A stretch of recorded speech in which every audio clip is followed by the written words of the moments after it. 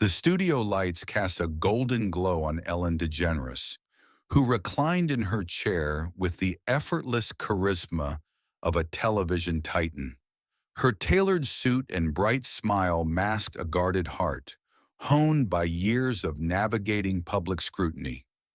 Across from her sat Senator John Neely Kennedy, his plain gray suit and unpolished demeanor a quiet rebuke to the studio's glamour. In his pocket, a worn wooden cross, a gift from his late mother, anchored him to his purpose to honor Sarah, a cancer-stricken girl whose pencil-scrawled letter had stirred his soul. The audience clapped, but the air crackled with anticipation, as if the room sensed a storm brewing. Ellen, her eyes glinting with playful mischief, opened the salvo. Senator, your speeches about God and faith are inspiring, but let's be honest. Isn't that just a way to win votes in Louisiana?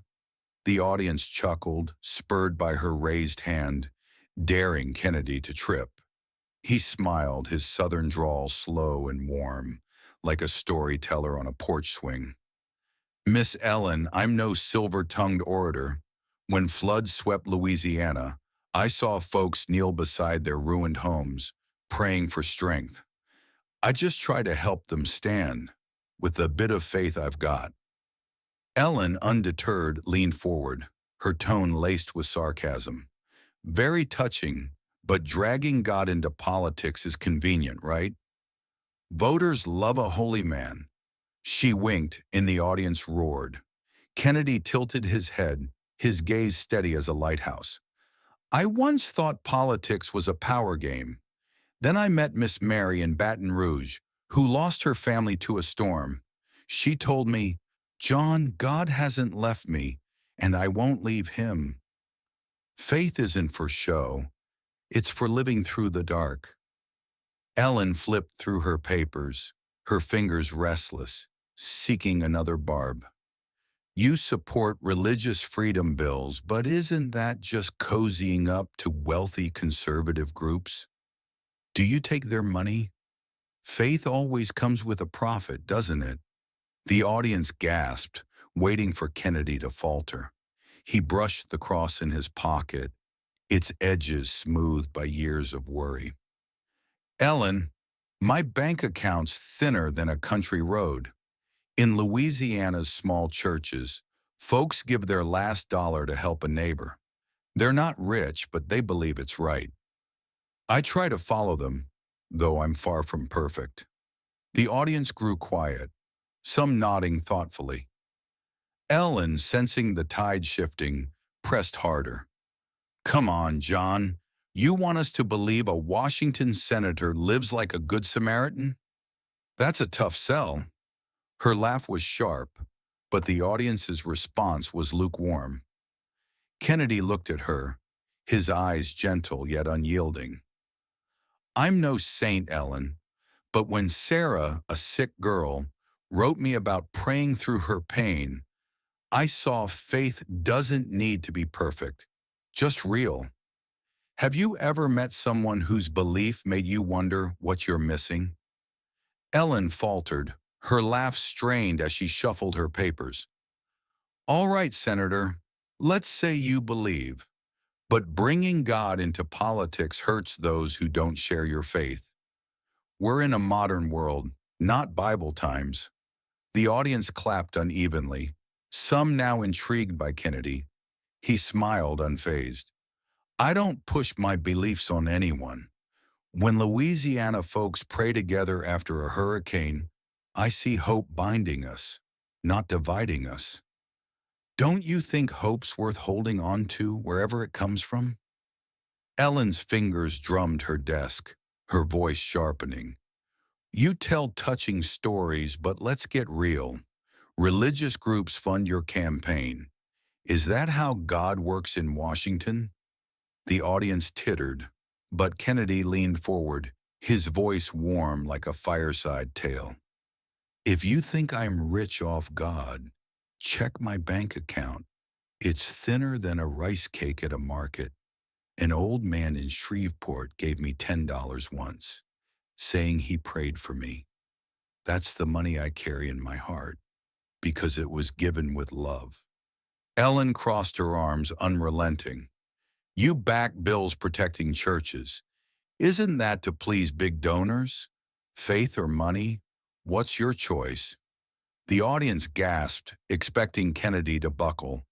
He smiled, open and defenseless. I don't choose between faith and money, Ellen. I choose between right and wrong. When I vote for religious freedom, I think of Miss Martha in New Orleans, banned from praying in a park. I want her free to believe, not for profit, but because it's her life's anchor. Have you ever thought some folks believe not for gain, but to keep going? Ellen's laugh was hollow. She shook her head as if shaking off his words. You're a storyteller, I'll give you that. But you believe in Bible miracles, water to wine, the dead rising. Do your voters buy that fairy tale? She stressed fairy tale, tilting her head, and the audience laughed, though some now watched Kennedy with curiosity. He didn't flinch, his gaze bright with memory. I'm not peddling fairy tales, Ellen. I've seen miracles in Louisiana, a town rebuilding their church from rubble, or Sarah praying every night, not for miracles, but because she's not alone. Do you think a girl like that lives in a fairy tale or a truth bigger than us?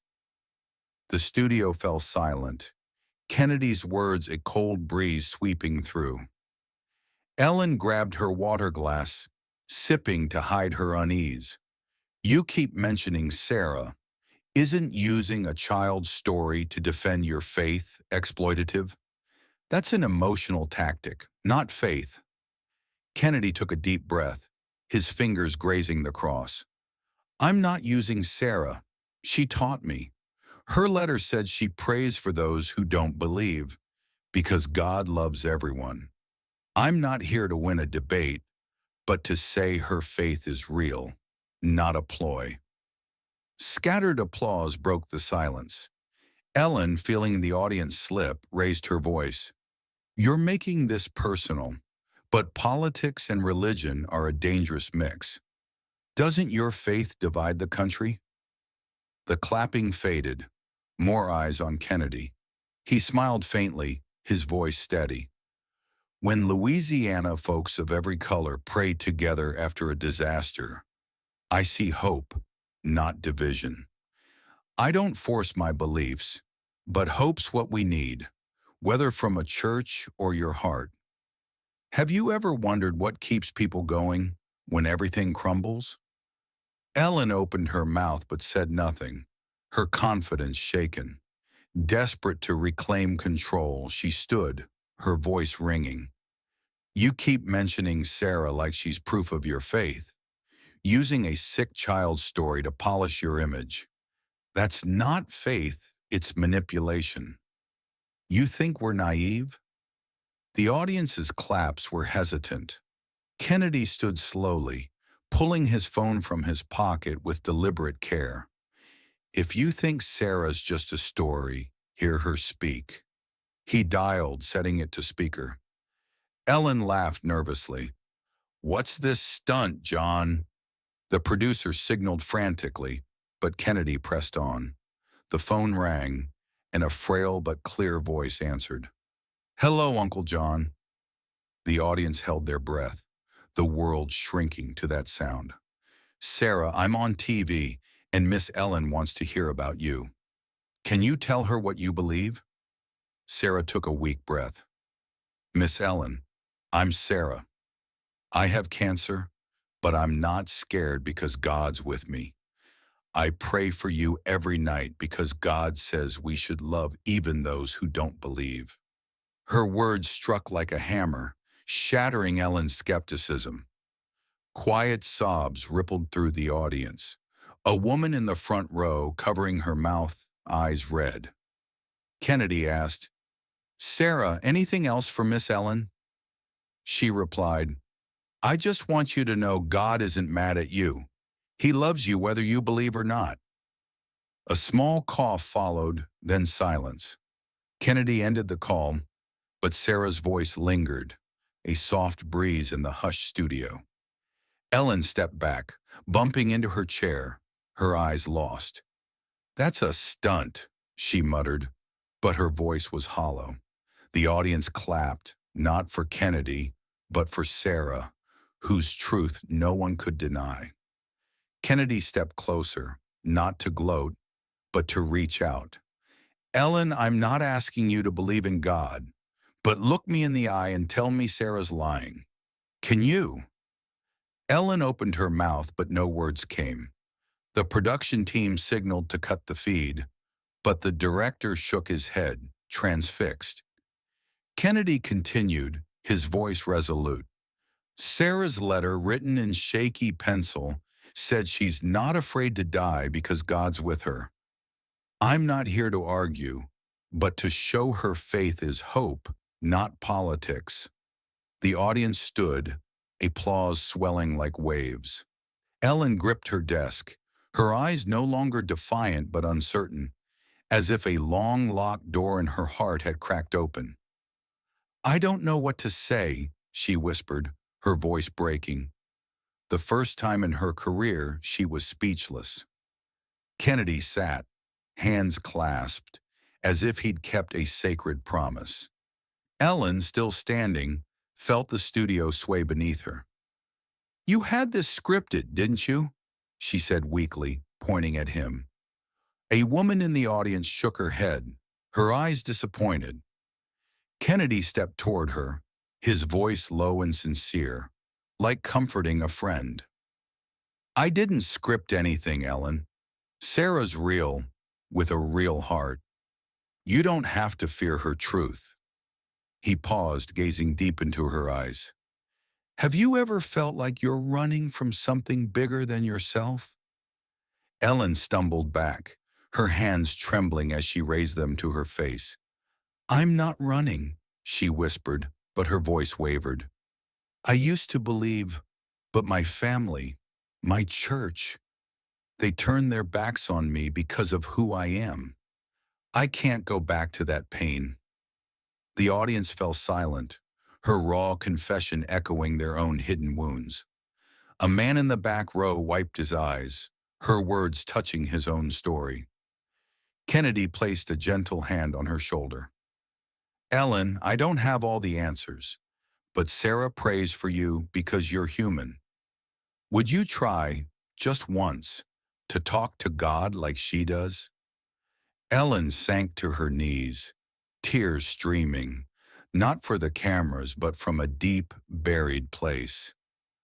"I don't know how," she whispered, her voice trembling like a child's. "Teach me, John." Kennedy knelt beside her, his voice soft as a father's. "God, Ellen's here, tired and hurt. She's not sure if you're listening, but she's trying. Let her feel the love Sarah found." He paused, looking at her. "Just say what's in your heart, Ellen. It doesn't need to be perfect." Ellen took a shaky breath, eyes closed tight. "God, if you're there, I'm sorry for running. I just want to feel seen." Her words were clumsy but raw, like a rusted gate creaking open. The audience wept, some standing, embracing each other as if praying with her. The studio, once a verbal battleground, became a sacred sanctuary. Ellen gripped Kennedy's hand, a lifeline in her storm. The moment wasn't just her unraveling, it was her rebirth, a woman confronting a truth she'd fled for years. When the cameras stopped, the audience stood, some holding hands, others bowing their heads in reverence. A woman in the front row, tissue crumpled in her hand, sobbed quietly, her eyes on Ellen with empathy. An elderly man in a worn baseball cap clapped slowly, the sound spreading like ripples. Ellen looked at Kennedy, her blonde hair disheveled, her voice barely audible. "You did this for Sarah, didn't you? She made me feel." Kennedy sat beside her, not too close, but near enough to offer strength. His voice flowed like a slow southern river. Sarah's a flame burning bright, despite the world trying to snuff it out. Her letter showed me someone stronger than any senator in Washington. She taught me faith isn't for debating, it's for living. Ellen, still on the floor, confessed, her voice trembling. I mocked you, mocked her. I thought I knew everything, but I don't know anything. Her words were a stone dropped into a lake, rippling through the silent studio. Kennedy smiled, not as a victor, but as one who knew pain. Nobody knows everything, Ellen. I don't either. Sarah prays for you to find yourself, not to change you. The applause rose, a chorus of connection. A middle-aged man in a checkered shirt shouted, "That's right!" Others laughed, not in amusement, but in shared understanding. Ellen looked at the audience, seeing them anew, her grip on Kennedy's hand saying what words couldn't. Gratitude, surrender to something greater. The production crew, usually bustling, stood frozen. A lighting technician whispered, "I've never seen anything like this." The director, typically stoic, kept the cameras rolling, though the show had outgrown its script. The image of Ellen kneeling, Kennedy beside her, beamed across the nation, searing itself into millions of hearts. Ellen stood slowly, wiping tears with her hand. "I'm sorry," she said to the audience, her voice weak but sincere. "I thought I was defending truth, but maybe I was scared of it. Thank you, John and Sarah. I want to try to understand what she sees." Kennedy nodded, his eyes shining like a beacon. "You don't have to go alone, Ellen. Sarah showed us that." He turned to the audience, his voice steady but warm. "We can all find light if we open our hearts." The studio erupted in applause, not from a crowd craving drama, but from people who'd witnessed a miracle. Ellen, trembling, stood taller, as if a weight had lifted. Kennedy, with the peace of a man who'd kept his promise to Sarah, sat quietly, the cross in his pocket a silent witness. The interview video, capturing Ellen's plea to pray in Sarah's voice, exploded online, amassing tens of millions of views. Hashtags like Number Sarah's Hope flooded social media, with users sharing clips of Sarah's words, Ellen's vulnerability, and Kennedy's calm resolve. A Texas user wrote, "Kennedy defended a little girl's hope, not just faith." But not all agreed. An anonymous California account scoffed, "Cheap political theater using a kid." Major outlets like the New York Times and Fox News dissected the moment, some hailing it as transformative, others accusing Kennedy of exploiting Sarah. Yet the voices of ordinary people, moved by Sarah's story, drowned out the cynics. In Louisiana, Kennedy returned to his work, but the show's glow lingered. Voters sent hundreds of letters thanking him for standing for hope. A single mother in Baton Rouge wrote, "You gave me courage to teach my son faith, even if the world mocks it."